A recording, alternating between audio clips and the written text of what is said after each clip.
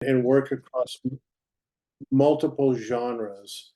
And so it doesn't matter what you do, you'll see a lot of landscape photographs in this presentation, but just know that these principles also apply to wildlife, macro, astro, whatever you like to shoot yourself.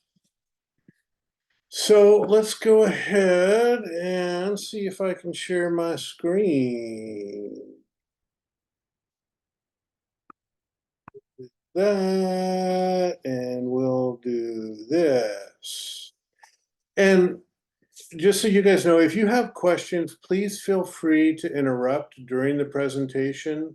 I cannot see the chat window when I'm in presentation mode, so just a little verbal, vocal signal for me to stop, and we'll take questions along the way. All right, you guys ready? Yay. All right, let's go. First tip, slow down. Slow down, slow down, slow down. So often when we land at a new location, we're so excited to get out and start taking pictures. We don't stop to really pay attention to what's around us. So if at all possible, slow down when you get on location. First tip, very important.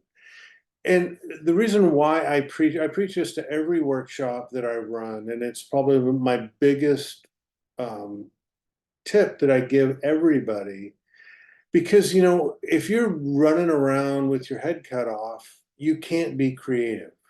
And it's my belief that you just cannot rush creativity. You have to work at being creative and work at being an artist. Yeah, maybe you've heard that old saying, take a photograph or make a photograph. And there's a big distinction between that. We can run around and just take a ton of photographs, but to make a photograph, to create one, that takes time. And the only way we have time is if we slow down. Slowing down helps us connect with our environment.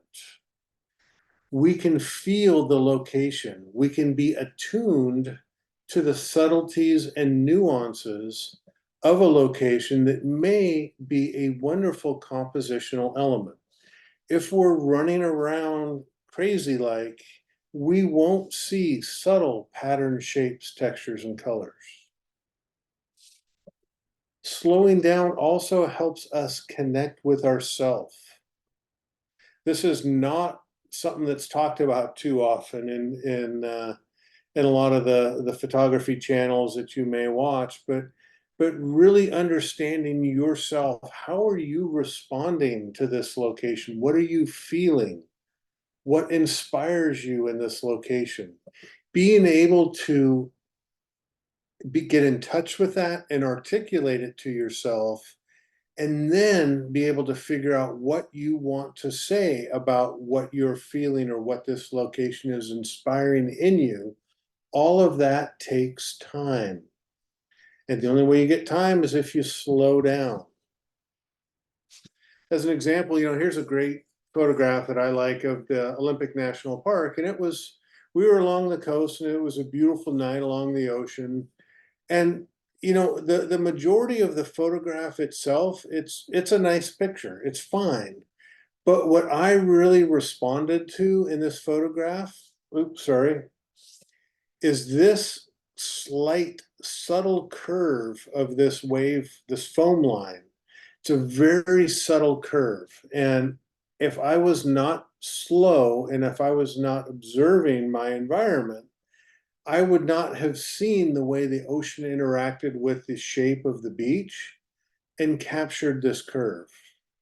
It's these subtle little details in photographs, to me, that make the difference between just a nice, pretty picture and one that has a little bit more depth and substance to it. Similarly, this is out in the Palouse, and this is a recently tilled hill that normally has wheat on it. And it was a cloudy kind of evening, but there were breaks in the clouds. And I was standing there, we were just talking, we weren't photographing, we weren't paying a lot of attention. But then I really started to pay attention as I noticed little sunbreaks start to happen. And this subtle bit of light right on the hill was the whole reason why I took this photograph. And if I wasn't slow, if I wasn't attuned to my surroundings and watching the way the light interplayed across the hills, I would never have seen this shot and I wouldn't have captured it. Again, sort of being attuned to my surroundings, the contrast between the light surf and the black sand, and capturing a photograph, making a statement about that contrast between these two tonalities, that to me is the reason why I took this photograph. Yes, it's a beautiful iceberg on the black sand beach in Iceland, but it was the way the sea foam was interacting with the black sand in conjunction with the iceberg is why I took this photograph. And that was me slowing down, standing there, watching the water, watching the patterns, seeing how it interacted with the iceberg. I couldn't have done this if I was just running around shooting photographs, pell mell. Slow, deliberate, constructive, thoughtful compositions make better photographs. And slowing down is the essence to that. Tip number 2, clear subject. That seems pretty obvious, doesn't it? But I can't, so many times I do image reviews in my workshops, and one of my attendees will submit an image and it'll go up on the screen, and I'll study it for a while. And then eventually I'll have to ask, what is the subject? What am I supposed to look at as a viewer of this image? And if anything, a clear subject and not having a clear subject can kill a photograph. If you don't know where you're supposed to look as a viewer, if you don't know what the photographer was trying to do or say in a photograph, in my opinion, the photograph fails.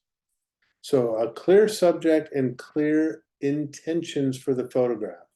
So for you as the photographer, when you're out in the field, identify what your subject is, articulate it to yourself. And if it's not a clear, if it's not a subject, but more of a story or an emotion you're trying to convey, really be clear about what it is you're trying to do before you push that shutter button. If you cannot articulate this to yourself, don't take the picture, period. Don't just snap the picture and try to figure it out later. If you don't have a very clear intention for why you're taking the photograph, don't take the photograph. So what I teach is a lot of folks to craft your composition to maximize how that subject is portrayed. Move your feet, change your focal length, change your lens, wait 20 minutes, or if it's just not going to work, walk away from it. Having a clear subject is paramount to what you want to do. Pretty obvious what the subject is here. It's a starfish, right? But it was the fold of the starfish for why I took this picture. And so by using a shallow depth of field and blackening the background, I didn't want any other context of this starfish. It was really about the texture and the fold of this starfish. So I worked to minimize all the distracting elements. So my subject and the reason why I took a photo of this starfish hopefully comes through loud and clear. Speaking of a clear subject, when I go up into the Hoh rainforest, this is probably the most difficult place to photograph when it comes to having a clear subject. As you guys look at this photograph, what's the subject? Is it the ferns? Is it the trees? Is it more of a story of a lush rainforest? Is it chaos? I don't really know what the subject of this photograph is. And I took this purposefully for this, to make this kind of point in a presentation such as this. So when I've got all of this chaos, how do I get a clear subject? Well, I narrow my vision. I've got a fern and two trees as my subject amidst the chaos that's behind it. A lot clearer subject in this photograph than there is in something like this. Going down to the desert Southwest up on top of Hunts Mesa. Well, I've got this beautiful foreground bush. I've got this juniper tree. I've got Monument Valley off in the background. I've got beautiful clouds in the sky. What's the subject? Well, when I took it, it was the juniper tree. But when I got home and looked at this photograph, I don't like this photograph any longer because I don't think the subject is clear. Maybe I could do some work in post-processing to draw the viewer's attention more to the juniper tree and away from the background. But I've got everything is sort of an even tonality, and I've got just all sorts of stuff going on. I'm not sure what the subject is. Plus, I've got a cutoff tree on the right and a cutoff tree on the left, which I don't like. So again, this was kind of a failure for me. I mean, it's a pretty picture. It's a nice picture, but it's not what I was hoping for because I wasn't articulate enough at the time of capture.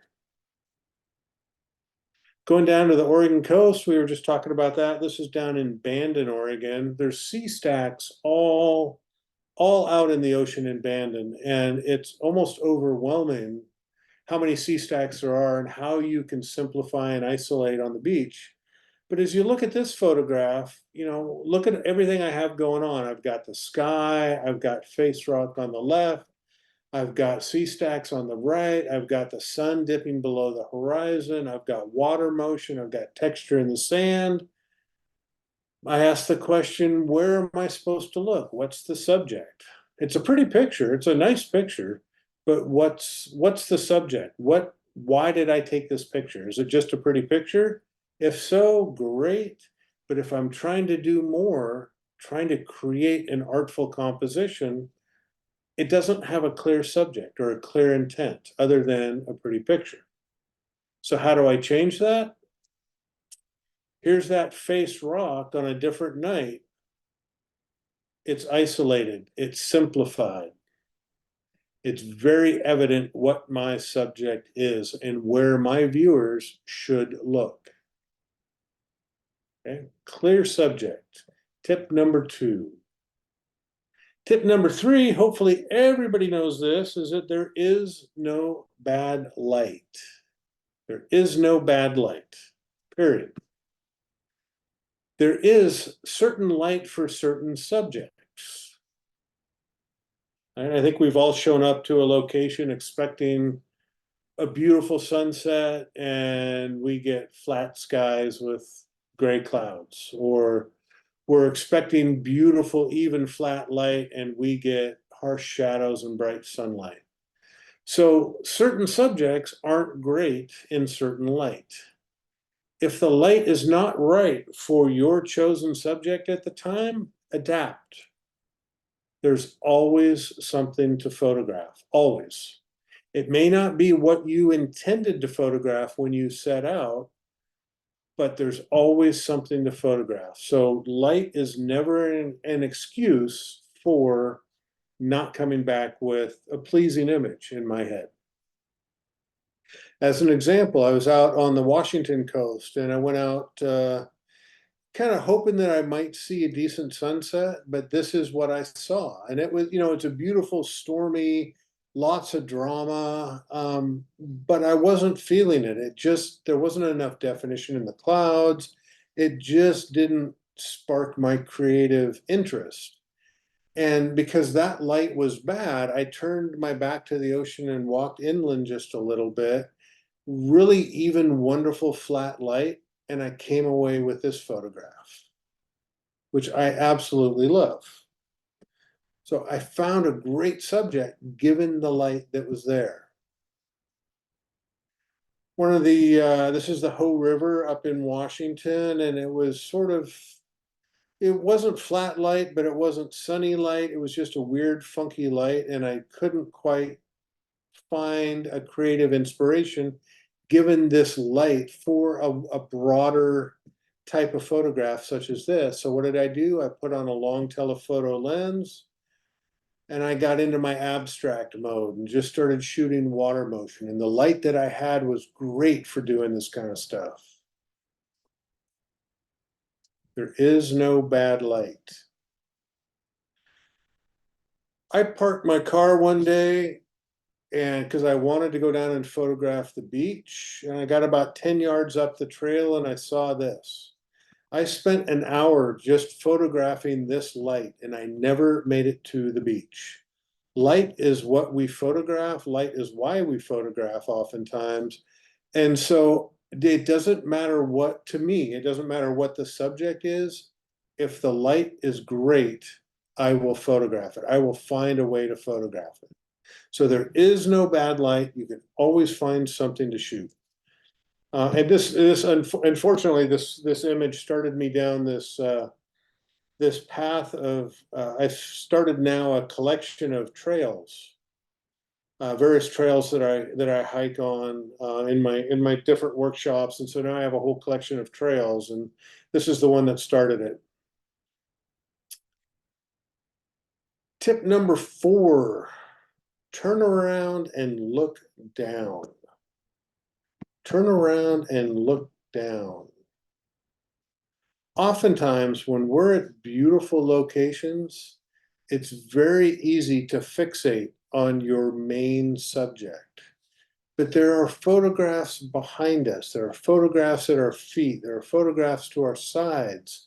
So when you're at this beautiful location, don't forget to look around and look down. Expand your vision, see different things. I was this image that you're seeing up on the screen. It was in Grand Teton National Park, and we were at this one location next to a river, and everybody was staring at these beautiful, majestic mountains. I turned around and saw this beautiful curve of ice in the river, and decided that looked like something different. I'll take that, along with the beautiful pictures of the mountains. But I also came away with a shot like this. And that was because I'm open to a lot of different creative possibilities. I won't limit myself to just this beautiful shot of the mountains. I will photograph anything that intrigues me, that I have a reaction to: pattern, shape, texture, color. Any of that stuff I can make into a great photograph. Last year we were down in the Eastern Sierras during fall, and we took people to Mono Lake. And this was the sunrise that we had one morning. Just beautiful color in the sky. This is a tufa formation, a sulfur rock formation that grows up out of the along the shoreline. And just beautiful color in the sky. Got a little sliver of moon up above. The colors are pretty, but this kind of shot just really wasn't that inspiring to me. So, I took one or two of them and I was standing there chatting with somebody, and I happened to look down to my left at the water's edge. And I sort of I don't know if I gasped audibly, but I saw this image immediately and just got so excited by it.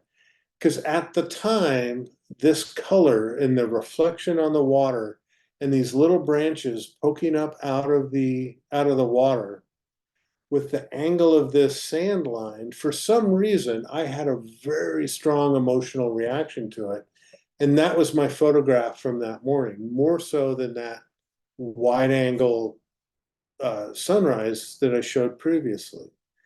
Just by taking my time, slowing down, and looking around, I came away with a shot that pleases me immensely. It may not please you guys the way it does me, but just like your photographs, I'm the artist and I do this for me and my happiness. And this was a shot that I absolutely loved from that morning. We went up to the bristlecone pine trees, and this is just a phenomenal location. these old trees that are, 1,000, 2,000, 3,000 years old that have all this form and structure and patina and all these stories to tell. And so we spend a lot of time photographing the trees themselves. But I encourage people to look down and look around because there's so much right at our fingertips or right at our toes on our feet, such as this. This is a root ball of one of the trees that had fallen over. The motion and the flow and the color in this is phenomenal. I shot this tree stump about 10 years ago and I reshot it last year a little bit differently and absolutely love this. I have a print of this hanging above my fireplace at home because there's so much in it. And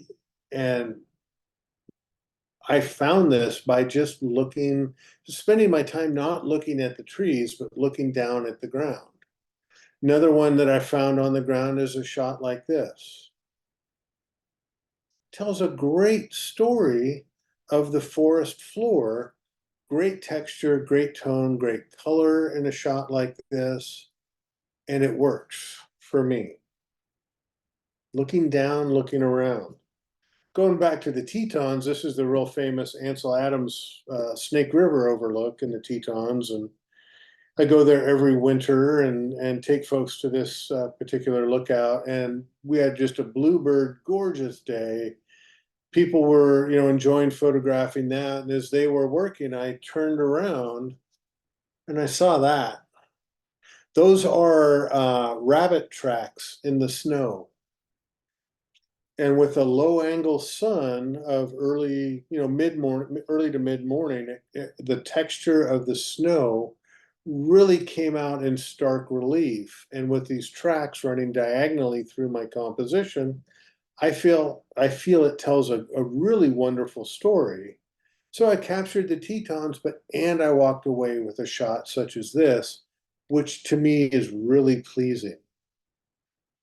So let me pause real quick. Are there any questions from anybody so far?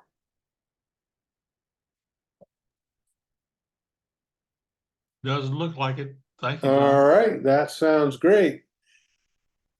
So we will move on to number 5, which is probably one of my favorite ones. And it's called visual inventory.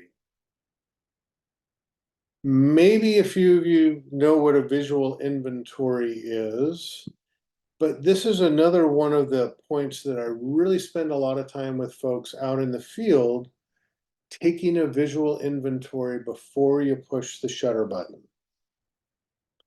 What this means is identify all of the items in your composition. Again, going back to some of my image reviews, I will point out, like I'll see an image that comes on the screen and I'll ask about an element that's in the photograph. And I can't tell you how many times the photographer says, "Oh, yeah, I didn't see that when I took the picture." Well, learning opportunity, it's good to identify all the elements in your composition. And the way you do that is by slowing down, using a tripod. And so I'll put my camera on my tripod, I'll frame up a composition, and then I will spend time identifying all the elements in my composition.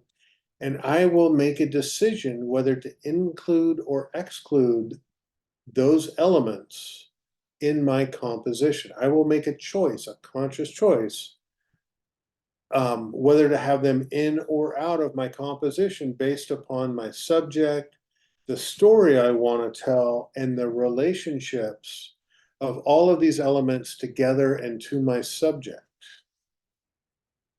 Because what I strive for is harmony, right? I want everything in my photograph to be harmonious. If we have, 3 main elements in your photograph that are all great, and then there's a fourth one that just, one of these things is not like the other, that doesn't work very well for the finished photograph. And so I really spent a lot of time looking at harmony of elements to see how they relate. So let me give you a few visual examples of what a visual inventory is. So here we are in the Eastern Sierras, and the sun is just coming up in the east, and it's starting to illuminate the mountains. We're at this beautiful lake, and life is great. So as I set up my camera, I did this visual inventory. I've got the sky, right? And the first choice I have is how much sky to include in my photograph. But I've got this really bright peak over on the right, and I know that people are going to look at the brightest part of my image. So I know that that peak right there, whether I want it to or not, is going to get a lot of attention. And so where I put that in, where I position that in my photograph is important. I've got this saddle, this dip over there to the left. That has some visual interest that may get people's attention. I've got little pops of color there. Great. It helps tell the story of what time of year we're at. We're at fall. Where those are positioned in the frame is also important. I've got the reflection of the mountain. Okay. I've got the bright mountain being reflected down below. So again, I know that's probably the second brightest part of this image. And so where that is, how much space I have between that and the bottom of my frame is important. I've got this real strong horizontal line, and how much space I have between the bottom of the frame and that horizontal line is important. I've got these two angle lines coming down from both mountainsides. And then I've got this curve over to the right. So I identified all of those things and made a decision on how wide or how tight my lens was, how much sky, how much space I had at the bottom of the frame, where this curve on the right entered and exited my frame. All of those things were decisions that I made in my photograph. Relatively simple photograph. This was about the reflection in the orange boat bumpers. Great, so that's the main subject. But I've also got this repetitive pattern of these squares. Where are those positioned in my frame? I've got a reflection of the boathouse in the lower left. Do I want that in my image or out of my image? Had to make a decision. I've got three very strong horizontal lines. Do I like those? Don't like them? If I don't like it, there's not much I can do about them. But being aware of this strong horizontal flow in my image helped me compose my shot. So those are very simple examples of kind of visual inventories. And sorry, got one more for you. Back to the Grand Tetons, beautiful sunrise. I've got three strong horizontal lines of color, this pink that's happening. Of course, I've got the jagged mountains that also have a very strong horizontal line. I've got my three subject elements. These are what I consider the main subject of the shot. I've got these two areas down below that I don't like. The blue circles. On the left, it's just brush, and on the right, it's dead. It's just bare ground, and it's kind of a dead space. It does not help the composition at all. And so I tried to eliminate those as best I could. I could not zoom in anymore because I would cut off either the house or the tree. So I tried to tilt my camera up some, but what that did was brought the bottom of my frame really tight to the bottom of these main subject elements. And that was too close to the edge of the frame for the size of these subjects. And so I made the decision that I have to live with these blue areas that don't really help my composition. And so I just had to take the shot and live with it. But those are just what I do when I go through my process of creating a composition, not just taking a picture, but creating a picture. And I'm very thoughtful about all of the different elements in my photograph. How do you get rid of things? Well, move your feet, change your focal length, change the height of your tripod. There's lots of different techniques you can use to eliminate items or minimize their visual importance in the shot. Tip number 6, simplify and isolate. I'm a believer that simple is stronger. Simple is stronger. I try to teach folks to remove elements that don't support your subject or your story. Remove elements that may distract from your subject. Because going back to my earlier tip about having a clear intent, one of the ways to have a really clear subject or a clear intent is to simplify the composition. Simple, in my one way I articulate simplicity is that there's less visual noise that somebody has to process to understand the intent or the subject of a photograph. Just like telling a story, and one of your friends is telling a story and they go on and on and on and on and on, and you're sitting there thinking, well, get to the point. The same is true with visual communication. The more visual words I use, the less clear my intent or my subject is. So as an example, this shot, I love the water and the dead tree stumps, but I've got 4 tree stumps, I've got bright water, I've got shadowed water, I've got grass in the background, I've got the reflection of the grass in the background.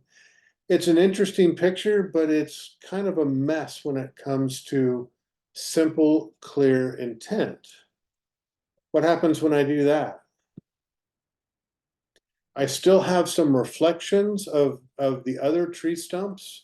So I give that subconscious impression that there are more than one stump in this vicinity. I've got even tonality across the water. Simple is stronger. Taking a picture of the waterfall here in the Columbia River Gorge, just outside of Portland, Oregon.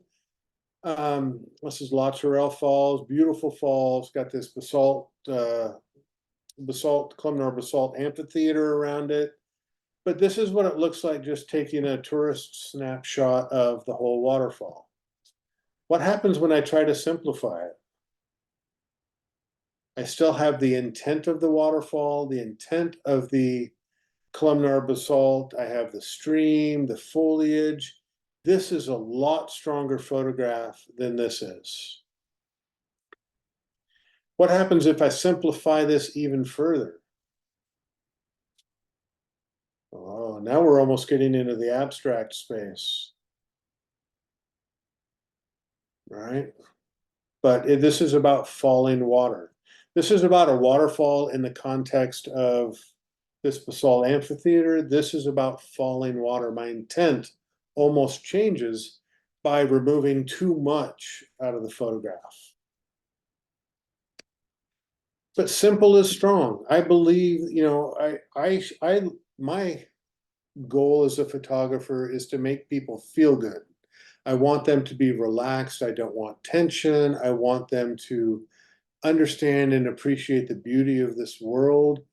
And so I try to shoot pleasing, serene, calm images. And one of the ways to do that is by simplifying the scene and making my message really clear. One rock and one splash pool at the beach.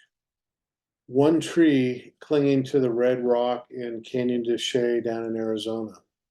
Very simple, very strong. Another thing that makes us as people feel good is balance and symmetry. This is another thing I look at a lot as I'm creating compositions. Just looking at this photograph, I don't know if you saw this in my previous presentation, but look at the shape of the mountain, right? Then look at the shape of the rocks down in the foreground. Those are balanced. They mimic each other in shape. So I've got balance top and bottom.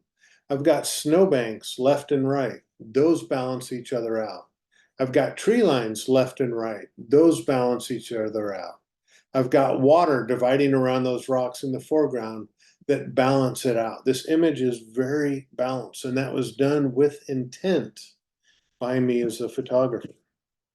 Balanced images typically are more pleasing for people to look at. Unbalanced makes people feel funky.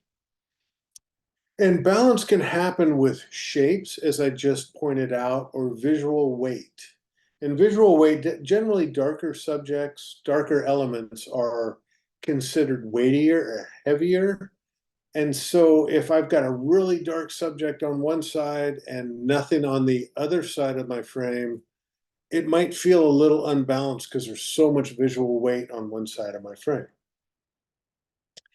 If I'm going to shoot an unbalanced photograph, I want to be really overt about it and make sure that the viewer knows that this was by intent, not by accident. Sometimes we have unbalanced images that, oh, I didn't think about that before I shot it. When I shoot unbalanced stuff, I'm really overt, and I'll show you an example of that.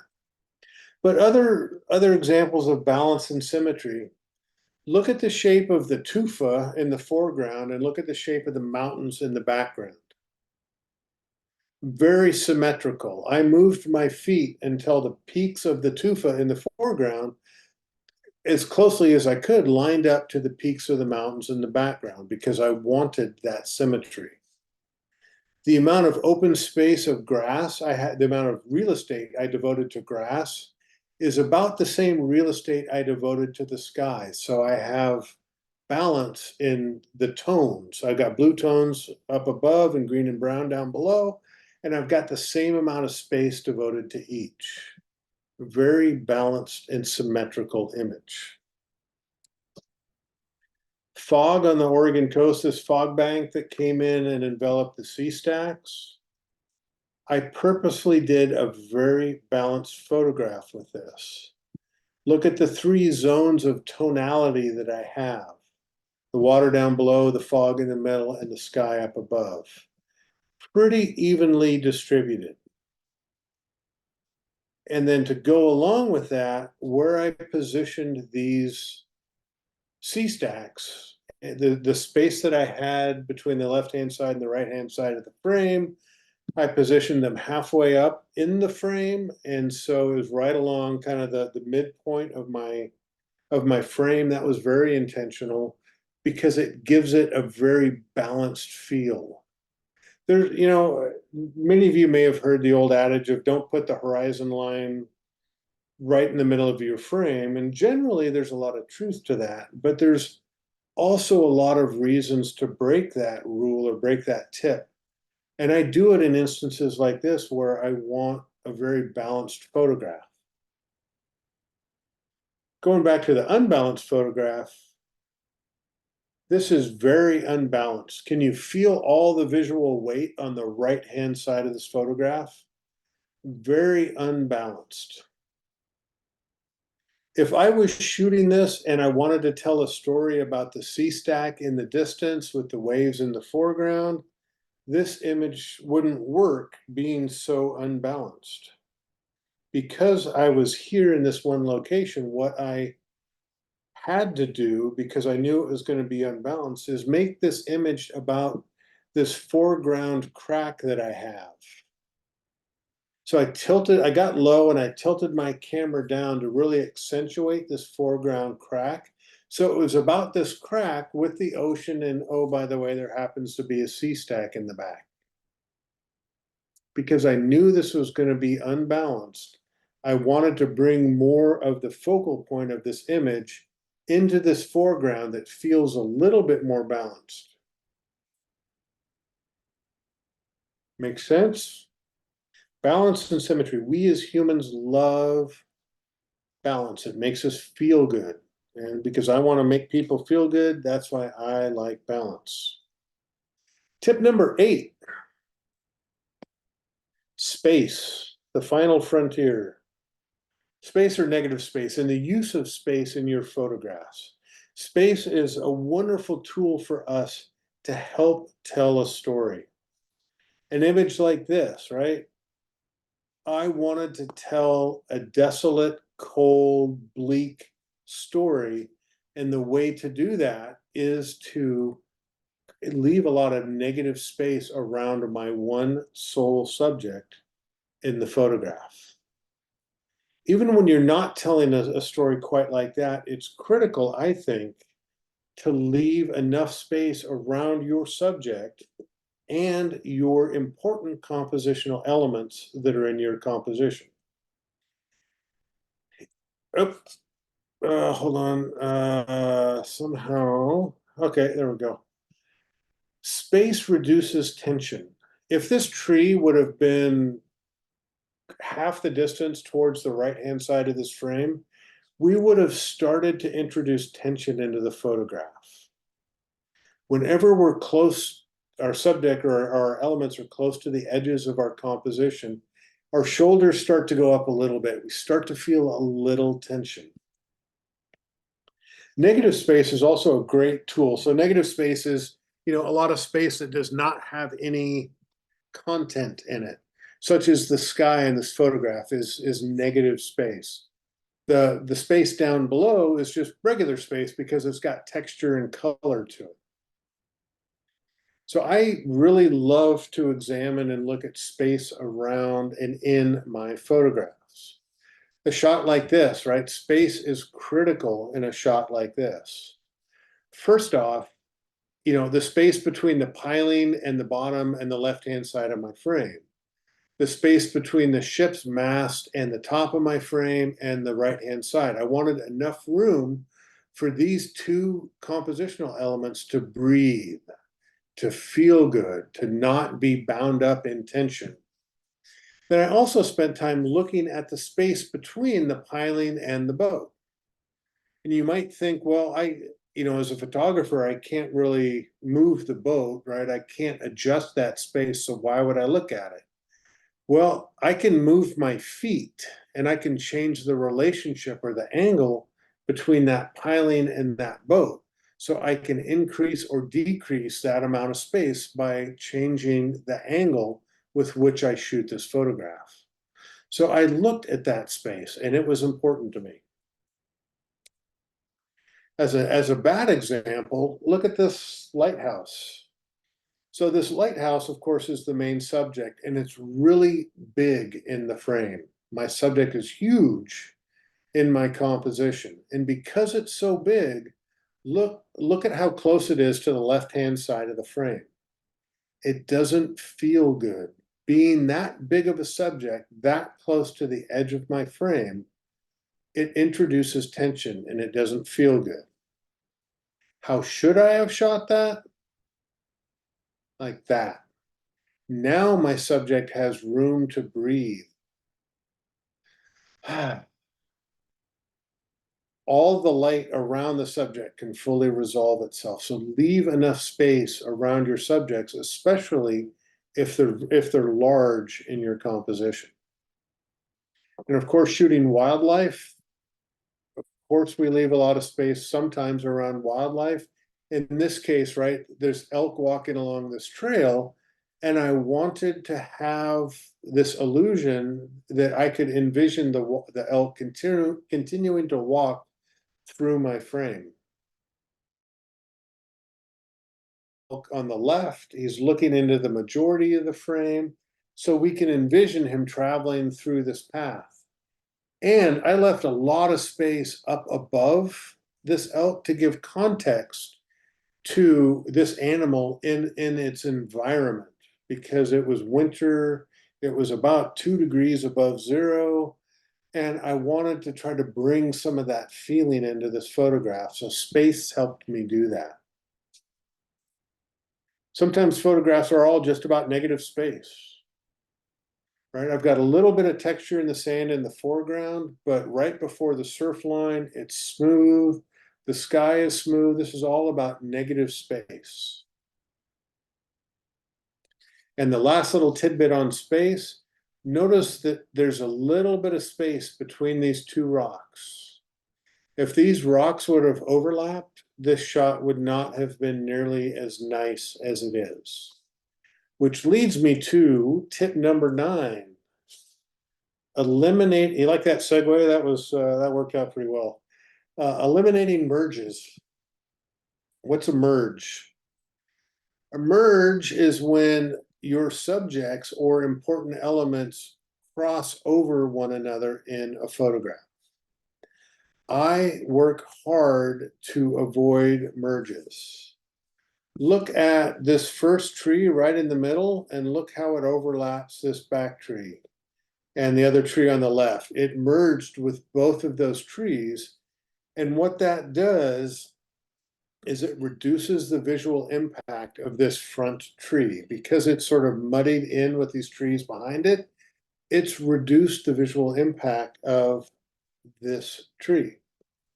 The good thing about this photograph is notice on the left and the right, I did not cut off half of a tree. That's my other thing when shooting forests is don't, either a tree has to be all the way in or all the way out. And I did not cut off any of the trunks. And the best way to avoid merges is move your feet. Move your feet, move your feet, move your feet. Sometimes it's just 6 inches to the left or the right. And you can avoid these merges. And the best way to identify them is to slow down and take a visual inventory. Oftentimes people don't see them when they're running around pell-mell. So if you slow down, choose and create your composition, evaluate it, look for merges, you can avoid them. A real obvious merge, of course, is I have this tree trunk going through a moose's neck. So could I have avoided or eliminated this merge? No. I took this as a training image, but I had to wait until these mice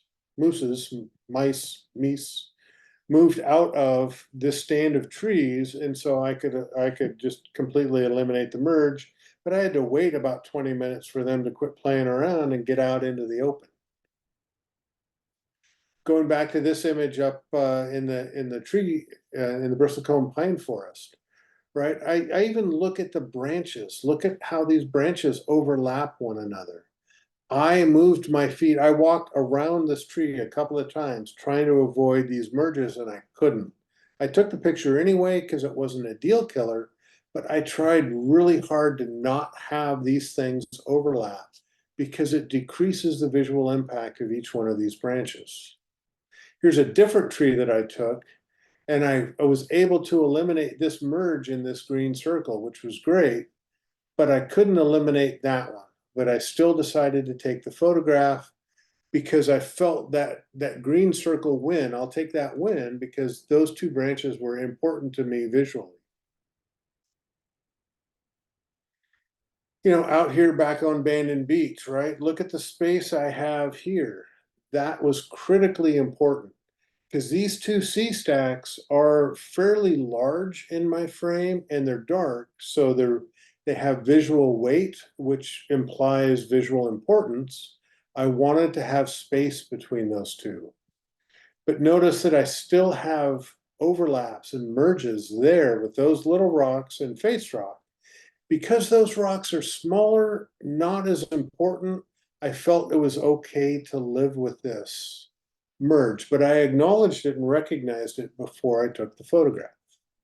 So eliminating merges can help the details and the visual impacts in your photographs really stand out and carry a lot more weight and a lot more importance if we just try to avoid things muddying up and merging with one another. Tip number 10. I love me some pattern shapes, textures, and colors. Pattern shapes, textures, learning how to see, not necessarily by subjects, but I see and respond to patterns, shapes, and textures. Yes, this is a fern, but I was more fascinated by the repetitive pattern of the leaves than the repetitive pattern of the 3 stalks of the fern coming down. So I look for repeating patterns or interesting textures because we as humans love repeating patterns as well. It makes us feel good because it's predictable. We love predictability in our subconscious mind, so patterns are pleasing. Patterns could be the actual subject itself or just add visual interest to the photograph. As I said, we as a species love patterns and textures. So don't forget textures. The reason I shot this was the texture of the wood and the texture of the dirt. I felt that that went really well together. And I had a reaction to seeing this. The light was just right. And so, got my tripod down low and I shot this because of the texture of the wood and the dirt. Patterns, right? The patterns of the rock and the patterns of the wood. So I have two distinct patterns in this photograph. And I love the contrast between the two, round, gray, jumbled. And then I've got linear, red, somewhat smooth. And the intersection of those two patterns, I thought, made a great photograph.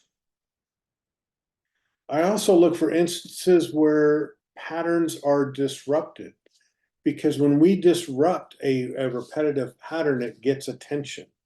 And I was walking through the barrio down in Tucson, which is a wonderful place to photograph, and noticed the sidewalk. There was a lemon tree hanging over a fence, and or a kumquat, or I'm not sure quite, pomelo. I'm not quite sure what the fruit was. I don't remember, but it broke up the repetitive patterns of this brick sidewalk. And I thought that made for a really interesting photograph. I love the structure of these patterns, but then there's this one bam of color that breaks up that pattern. So I always look for repetitive patterns, right? This is the wheat fields out in the Palouse in eastern Washington. This is the totem pole and the Three Sisters down in Monument Valley. And the repetitive patterns of this sand is fantastic.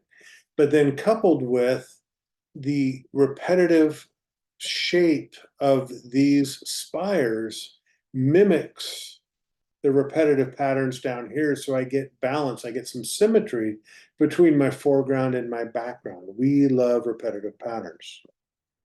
We love texture. And I would easily bet $100 nobody knows what this is. So I won't make you all guess. But I was fascinated by this texture.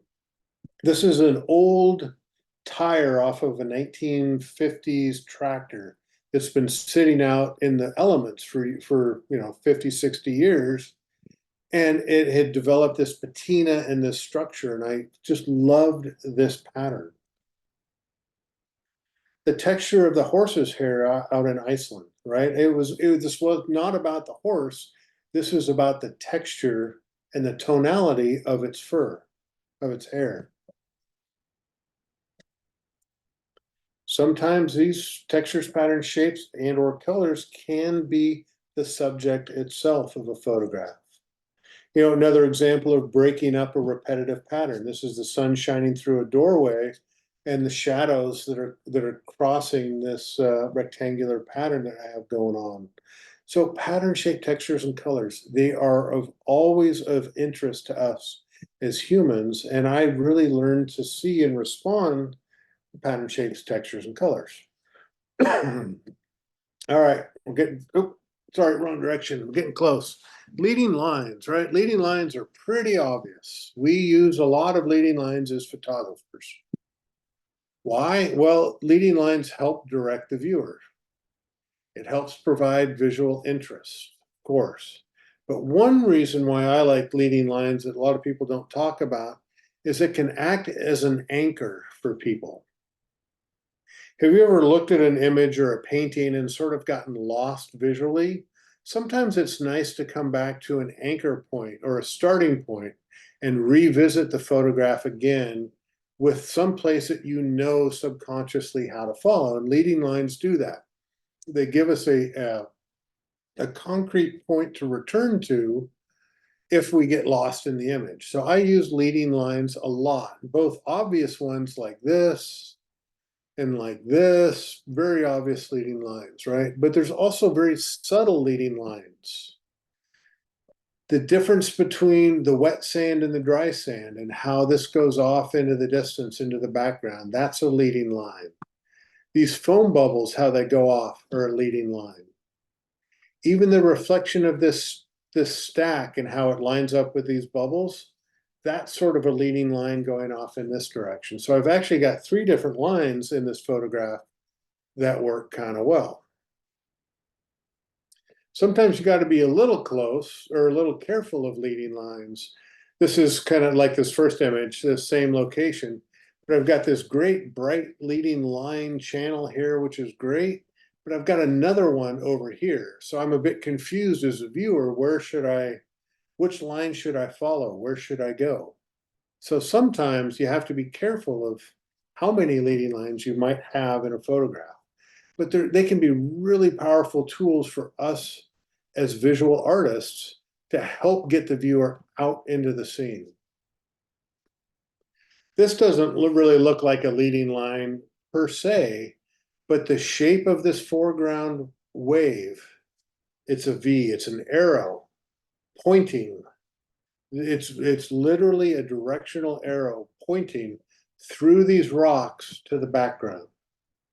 And it just so happens that that arrow shape is replicated in these C stacks. So I get some symmetry and balance. And this is all subconscious, that people won't be able to articulate that, but they'll feel it and they'll know it. So I use the shape of this wave as a directional indicator to get people past these 2 really dark rocks on the left and the right of my frame. All right, we're into the home stretch. Tip number 12, odd numbers. Maybe you guys have seen or heard this before. Odd numbers are more thought-provoking. It's been scientifically proven that we spend more time trying to figure out odd numbers than we do even numbers. Odd numbers attract and hold our attention more than even numbers do. Even numbers blend into our surroundings. It's believed that even numbers blend more because we're a binary creature. We have 2 eyes, 2 ears, 2 hands, 2 feet, 2 legs.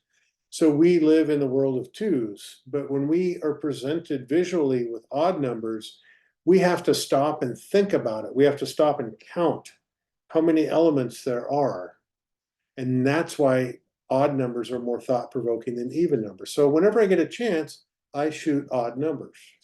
3 cactus, 3 trees. Even when I'm shooting wildlife, I have the opportunity to shoot odd numbers. I will.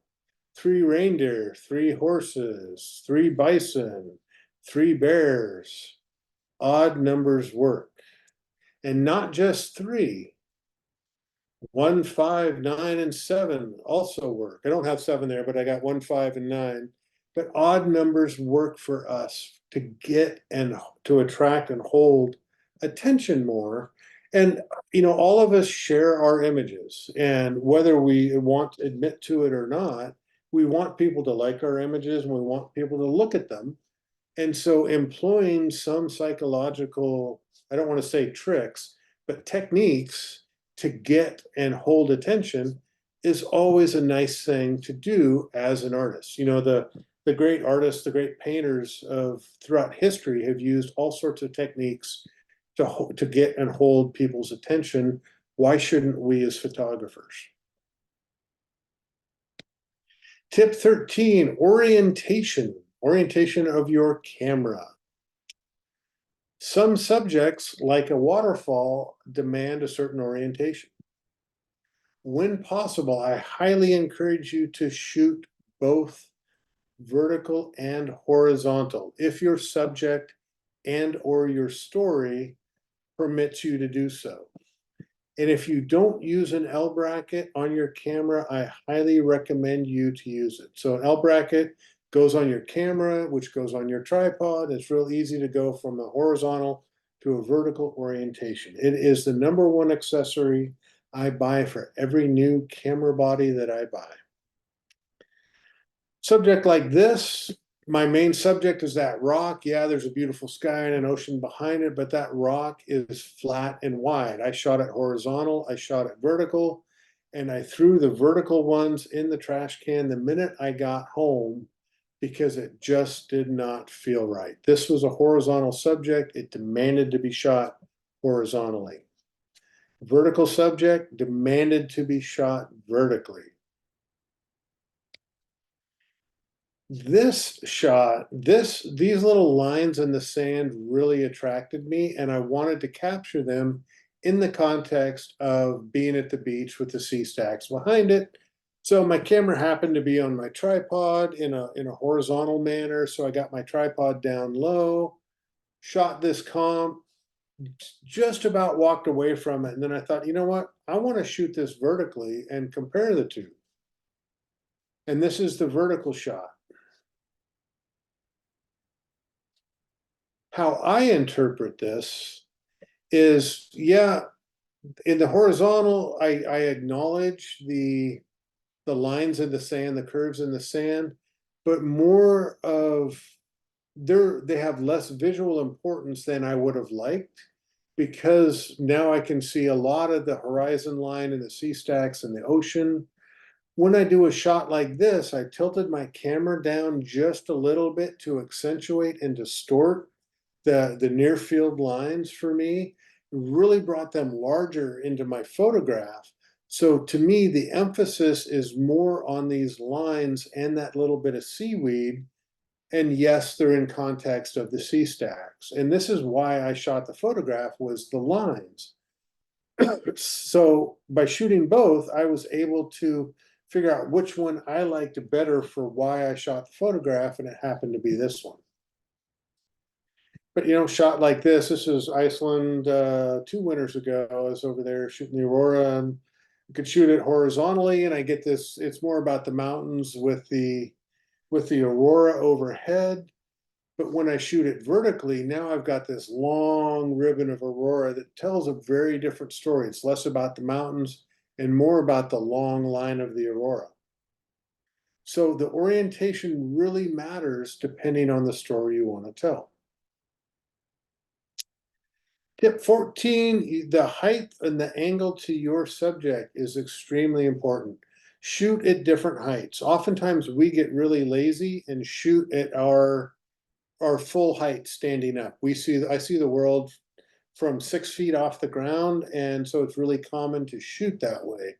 What happens when you shoot at a different height? What happens when you shoot 6 inches above the ground, 2 feet above the ground?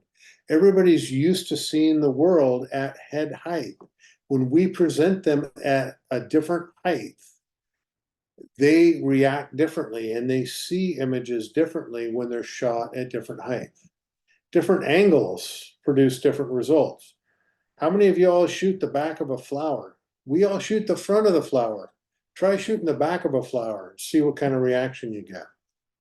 Doing these types of things creates visual interest, which is what I want, because I want people to look at my photographs. I was laying on my belly in the tulip fields to shoot this. Different angle, different perspective. I employed a drone and flew over way high up over the top of these migratory birds that were on the bank of a frozen river, partially frozen river, to get a different angle on this, different height.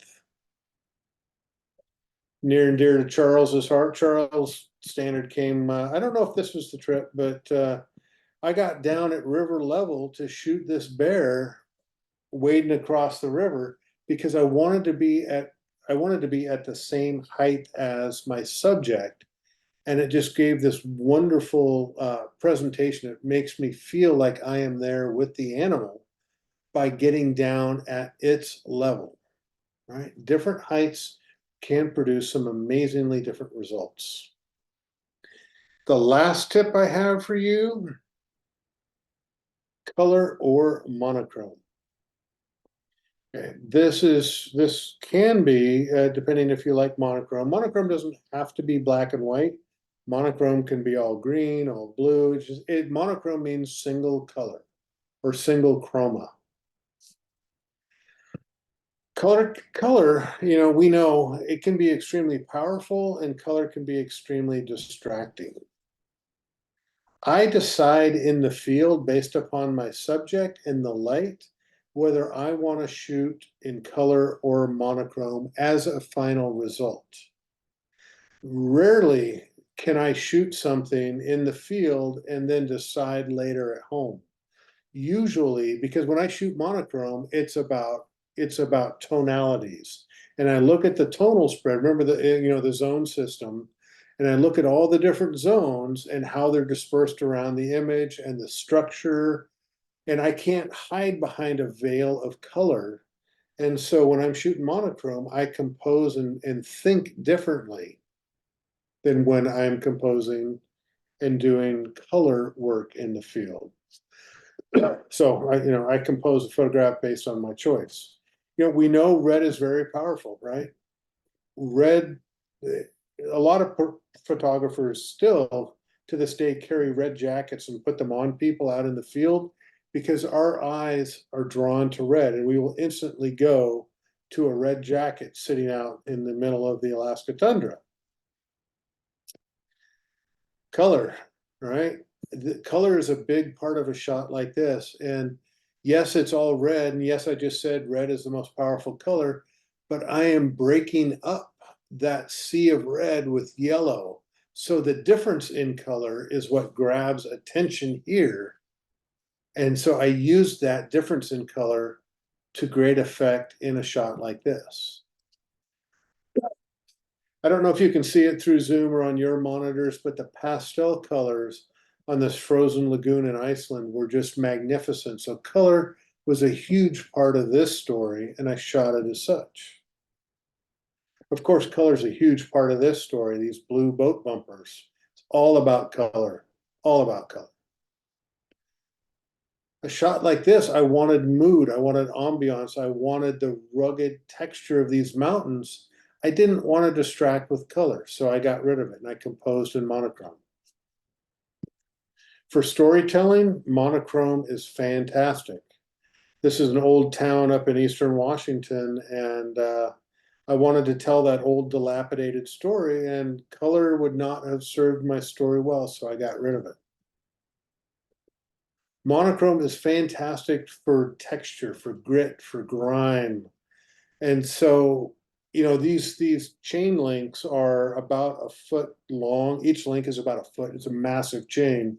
It works well in color, but to tell a gritty story, the grit doesn't come through as much in color. And so I got rid of all the color and shot in monochrome. Here's one example that I have of an image that works both in color and in monochrome. And I figured it out when I got home. I originally shot this with a color intent and then went to monochrome and went, oh, I like both. These are discs that are used to till the earth towed behind a tractor. And I just thought the interplay of shape and the interplay of shadow and light worked just exceptionally well for a shot like this. So when you're in the field, really be conscious about, are you shooting for monochrome or shooting for color, and adjust your compositions accordingly. So that was tip number 15, but because you guys are so fantastic, sorry, I'm going to give you a bonus tip. Vignette. I don't know if I said this the last time, but I vignette 100% of my images. I put a slate vignette on all of my images. Why? Because it creates depth, creates a perception of depth in the image. We are shooting a three-dimensional subject on a two-dimensional medium. So anything I can do to help bring back some of that three-dimensionality into my image, I want to do. So vignettes add depth into an image. As we know, vignettes can also direct the viewer's eyes. Most often, our subject is towards the middle of the frame. So if we put an even vignette around it, it'll direct people visually towards the middle of the shot. Because remember I said that our eyes are drawn to the brightest parts of the images. And so if we darken the edges, the brightest parts are going to be towards the middle part of the frame, and that's where we want people to look. So vignettes help do that. Vignettes also help calm visual noise on the edge of your frame. I don't want people distracted by stuff on the borders of my photograph. So that's why I've practiced all of those tips that I've just mentioned, simplifying, isolating, doing that visual inventory, and then the last thing that I do is vignette it. So people look at where I want them to look at my subject or my story or the emotion that I'm trying to convey. Vignettes help me do that. So I think I've talked long enough. So just if you can bring nothing else out into the field, slow down, slow down, slow down, slow down. Think about what you're doing. Critique your composition before you press that shutter button. Don't get lazy and say, I'll fix it in post when I got home. I've got 50 megapixels. I can crop it all out. To me, part of the art and the craft and the enjoyment of this hobby that we have is practicing good field craft, not practicing good computer work, practicing good field craft to get it right in camera. That to me is where the artistry happens. And lastly, as an encouragement, is to don't be bound by rules or expectations. Shoot what moves you. If you have an emotional reaction to something out there, find a way to photograph it and then evaluate whether it translates into the camera when you get home. But just experiment, have fun with what you do. And there you go.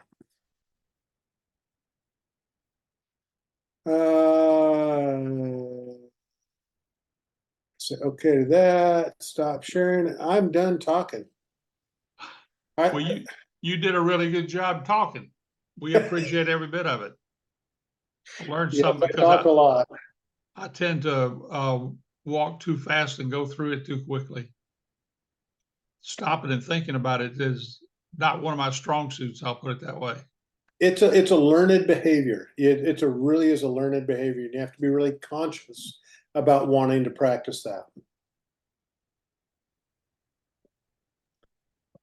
John, a quick question, if I may. When you are doing monochrome, are you changing the preview on your camera to black and white or monochrome, or are you keeping? I'm very fortunate that I shoot with a mirrorless, and I can change my viewfinder to see in monochrome. And so I do use that as a compositional tool for me, yes. Thank you. How about anybody else? We got some more questions? Well, John, you explained it very well, and the examples that you showed actually show what you were talking about. I was very pleased. Learned a lot. I don't know about the rest of it. Thank you. It's sometimes it seems a little overly simplistic, but remembering just, to slow down, take your time, really be cognizant of what you're photographing before you push that shutter button. That'll get you a long way to success right there.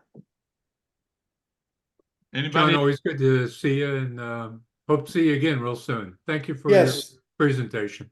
Thank you all for having me. I really appreciated it. And I think that's the end of us. Thank you, guys.